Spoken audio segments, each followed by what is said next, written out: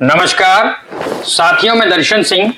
आज हम बात करेंगे ऐसे विषय को लेकर जो अधिग्रहण से पहले न्यू नोएडा में लोग इन्वेस्ट कर रहे हैं तो उन्हें एक ऐसी बात बताकर जमीन दी जा रही है जिसका कोई भी फ्यूचर नहीं है और हो सकता है कि यही वो कारण हो जिसके आधार पर हमें भविष्य में नुकसान का सामना करना पड़ सकता है।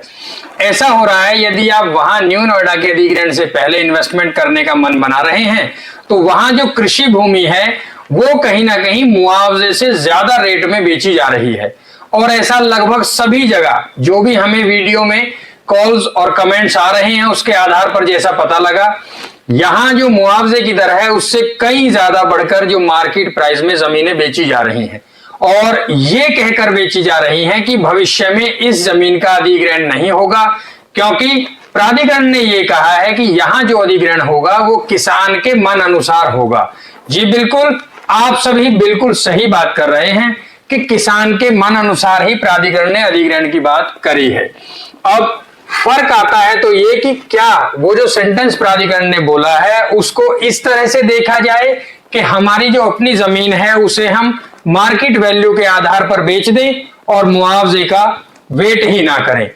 ऐसा इसलिए किया जा रहा है कि वहां के जो किसान हैं, जो वहां के लोकल लोग हैं, जो वहां के बाशिंदे हैं, वो सभी अपनी जमीन को आमतौर पर जो लोग अभी प्राइवेट बिल्डर वहां जाकर कॉलोनाइजर बनकर वहां कॉलोनी डेवलप कर रहे हैं वो कहीं ना कहीं मुआवजे की दर से ज्यादा चीजों को खरीद रहे हैं, जिसके आधार पर मार्केट वैल्यू में उछाल देखा गया। और न्यू नोएडा में जो भी 87 गांवों का अधिग्रहण होना है वहां ऐसा ना हो, इसीलिए अभी प्राधिकरण ने एक नोटिफिकेशन भी जारी किया जो सितंबर 2024 के आधार पर जो भी नोटिफिकेशन प्राधिकरण ने दिया है उसके बाद यदि वहां किसी भी तरह का कोई भी कृषि भूमि में अतिक्रमण होता है तो उसे प्राधिकरण द्वारा अवैध माना जाएगा और हटाने की भी पूरी कोशिश करी जाएगी। तो ये सब चीजें प्राधिकरण ने बिल्कुल क्लियर कर दी हैं। अब बात आती है तो ये कि आखिरकार प्राधिकरण का ये कहना कि मुआवजा मिलेगा किसान को और जमीन का जो अधिग्रहण है वो किसान के मन अनुसार होगा, इस बात का फर्क क्या है? प्राधिकरण ने यदि ये बात कही है तो इसका सीधा सीधा फर्क ये है कि भविष्य में ये जो 87 गांवों का अधिग्रहण यहां होना है जिसकी शुरुआत इस वर्ष के अंत तक या आने वाले वर्ष तक पूरी तरह से कर दी जाएगी। साथियों, असल में ये प्लानिंग अब से पहले जो भी अधिग्रहण हुआ है, चाहे वो यमुना प्राधिकरण का हो या नोएडा प्राधिकरण या ग्रेटर नोएडा प्राधिकरण का रहा हो, उसमें बहुत सारी चीजें ऐसी देखी गई जिसमें कहीं ना कहीं किसान नाराज है और वो चीजें अगर सामने आती हैं तो कहीं ना कहीं शहर का जो डेवलपमेंट है उसमें रुकावट आती है। कहीं ना कहीं वो चीजें बहुत बड़ी संख्या में किसान और वहां के जो लोकल बाशिंदे लोग हैं या जो भी इन्वेस्टर्स हैं वो अपना विरोध दर्ज कराते हैं और शहर का जो डेवलपमेंट है वो रुक जाता है। बड़ी बड़ी प्लानिंग्स भी कहीं ना कहीं डिले हो जाती हैं। तो ऐसी चीजें आगे से ना हो, इसलिए प्राधिकरण ने ये कहा है कि किसान के मन के अनुसार ही डेवलपमेंट होने से पहले जो अधिग्रहण होना है वो किया जाएगा। अब अधिग्रहण किसान के मन अनुसार होना है, इसका ये कतई मतलब नहीं है कि किसान यदि अपनी जमीन देना चाहे तो दे सकते हैं, यदि वो नहीं देना चाहे तो नहीं दे सकते हैं। इस बात का बिल्कुल ये मतलब नहीं है। इस बात का सीधा तौर पे मतलब ये है कि जो किसान के नियम व शर्तें हैं जिसके आधार पर किसान की जमीन को लिया जाएगा वो प्राधिकरण उन सब चीजों को अधिग्रहण से पहले किसान को बताएगा। फिर यदि किसान हर एक चीज से रजामंद होंगे तभी जमीन का अधिग्रहण होगा, इसका ये मतलब है। अब यदि हम देखते हैं तो वहां ये कहकर आपको या जो वहां निवेश करने जा रहे हैं उनको कहकर जमीन को बेचा जा रहा है कि प्राधिकरण ने कहा है कि किसान के मन के अनुसार जमीन ली जाएगी। और जो नए निवेशक हैं उनसे इस तरह की बात कही जा रही है कि यदि आप ये जमीन भविष्य में नहीं देना चाहेंगे तो आप अपनी ये जमीन बचा सकते हैं। उसके लिए बाउंड्री वॉल कर लीजिए या कुछ भी ऐसी चीज कर दीजिए जिससे कि आप अपनी जमीन की चारदीवारी कर सकें तो आपकी जमीन बच जाएगी। ऐसा बिल्कुल नहीं होगा, क्योंकि 87 गांवों का जो सर्वे है वो अब तक पिछले लगभग 15 से 20 वर्षों में 3 बार हो चुका है। राज्य सरकार से पूरी जानकारी के बाद यहां जो तहसील लगती है वहां से पूरा ब्यौरा लिया गया है। पूरी ही जमीन का ब्यौरा लेने के बाद, पूरा अपना हिसाब लगाने के बाद प्राधिकरण ने सुनिश्चित किया है कि हमें इस क्षेत्र को डेवलप करने के लिए इतना पैसा मुआवजे के लिए चाहिए होगा। तो सब चीजें बन चुकी हैं, डीपीआर बन चुकी है, लेआउट बन चुका है, बिल्कुल अब कहीं ना कहीं देरी है तो बस शुरुआत की, जब यहां मुआवजा मिलना शुरू होगा। 4 चरण में डेवलपमेंट होगा जैसा कि आप सभी जानते हैं। तो कहीं ना कहीं यदि आप उस क्षेत्र में निवेश करने का मन बना रहे हैं तो बिल्कुल इस मन के आधार पर वहां निवेश ना करें कि कृषि भूमि यदि हम वहां खरीदते हैं तो भविष्य में वो जमीन हमारे लिए छोड़ दी जाएगी। ऐसा अब से पहले एक नियम जरूर रहा था कि यदि आप वहां के किसान हैं, अब से पहले जो यमुना में जब भी अधिग्रहण हुआ या ग्रेटर नोएडा में अधिग्रहण हुआ तो वहां ये नियम जरूर था कि यदि आप वहां उस क्षेत्र के किसान हैं और आपको किसी अपनी निजी जरूरत के कारण मुआवजे की बहुत ज्यादा जरूरत है तो आप कहीं ना कहीं सीधा जाकर प्राधिकरण को अपनी जमीन की रजिस्ट्री कर सकते हैं। रजिस्ट्री करने के बाद आपको आपका मुआवजे का पैसा तुरंत मिल जाता था। अब उस चीज में बहुत सारी चीजों का सही और गलत परिणाम भी देखने को मिला, क्योंकि यदि आप सीधी रजिस्ट्री प्राधिकरण को करते हैं तो कहीं ना कहीं उसमें प्लॉट और उसमें प्लॉट ना मिलने की जो प्रक्रिया थी वो कहीं ना कहीं अड़चन बनी और उसके लिए भी लोग फिर कोर्ट गए और उसमें 2013 में एक नियम लागू हुआ जिसके आधार पर उससे पहले जो रजिस्ट्री करी गई थी उन सभी को प्लॉट देने की बात प्राधिकरण ने करी और 2013 के बाद जिन लोगों ने डायरेक्ट रजिस्ट्री करी उनको कोई प्लॉट जो किसान कोटा प्लॉट है वो नहीं दिया जाएगा, ऐसा फैसला लिया गया।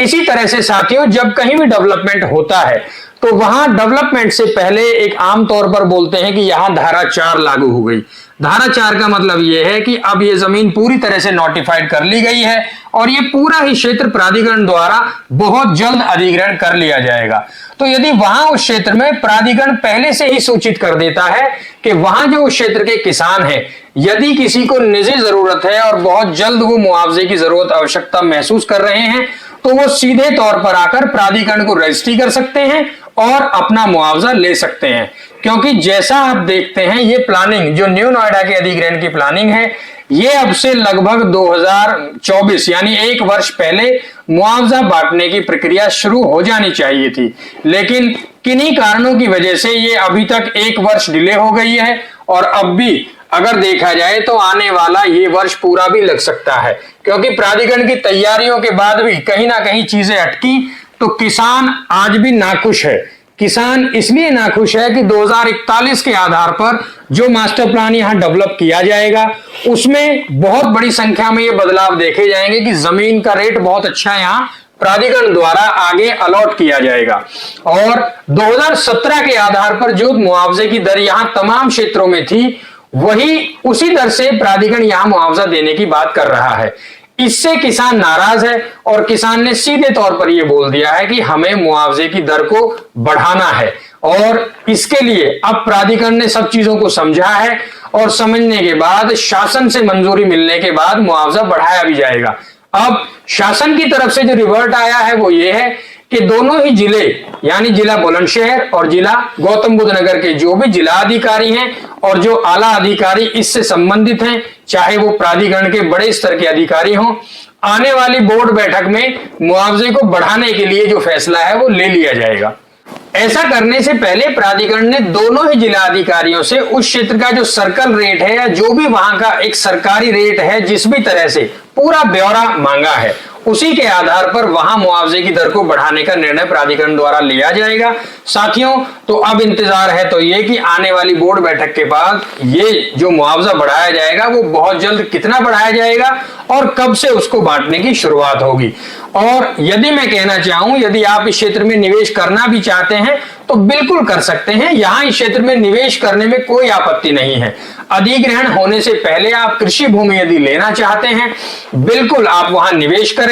कृषि भूमि में, लेकिन वो कृषि भूमि में निवेश करने के लिए आप भविष्य में उसका मुआवजा लेने का मन बनाएं। आप बिल्कुल कतई ये निवेश करने से पहले ना सोचें कि मेरी जमीन जिसे मैं आज खरीद रहा हूं वो अगर मैं मार्केट प्राइस पर खरीद रहा हूं जो कि वहां मुआवजा से जो मुआवजा मिलेगा उसकी दर से आज भी ज्यादा है तो ये जमीन मैं बचा सकता हूं। हो सकता है कि प्राधिकरण उस जमीन को खाली करा ले और आपको आपकी जमीन का मुआवजा दे दिया जाए। तो आप सभी इस बात को भली भांति जान लें कि मुआवजे की दर से यदि आपको जमीन का प्राइस नीचे मिलता है तो ही निवेश करने में फायदा है। अन्यथा कहीं ना कहीं आपको किसी भी तरह से बताकर, समझाकर या बहला फुसलाकर, यदि आपको मेन रोड या इस तरह की कोई चीज बताकर जमीन अधिक रेट में दे दी जाती है, तो ये सीधे तौर पर तय है कि प्राधिकरण जिस भी क्षेत्र में डेवलपमेंट करता है, जहां भी अधिग्रहण करता है, वो पूरी ही भूमि प्राधिकरण द्वारा एक नजर से देखी जाती है।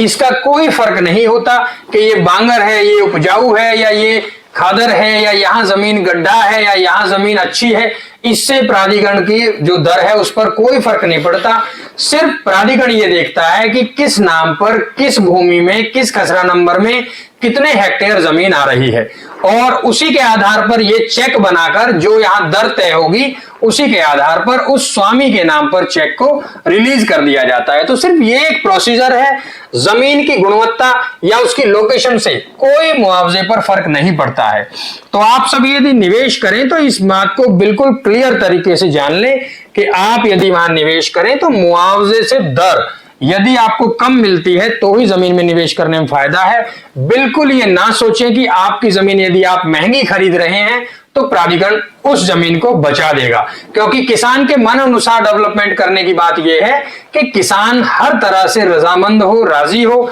उसके बाद ही यहां पर डेवलपमेंट करने में प्राधिकरण सक्षम होगा। तो साथियों, निवेश से जुड़ी किसी भी तरह की कोई जानकारी लेना चाहते हैं, नीचे स्क्रीन पर हमारा नंबर दिया गया है, ये नंबर डायल करके आप तमाम जानकारियां ले सकते हैं। आप यदि ग्रेटर नोएडा, नोएडा या यमुना इस भी क्षेत्र में निवेश करने का मन बना रहे हैं, तो यहाँ आबादी सेक्टर जो डेवलप किए गए हैं प्राधिकरण द्वारा, वहां और कृषि भूमि में कोई भी निवेश करना चाहते हैं तो अर्बन ग्रुप आपकी हर संभव मदद करेगा आपको साफ सुथरा और खरा निवेश कराने में। साथियों, नमस्कार।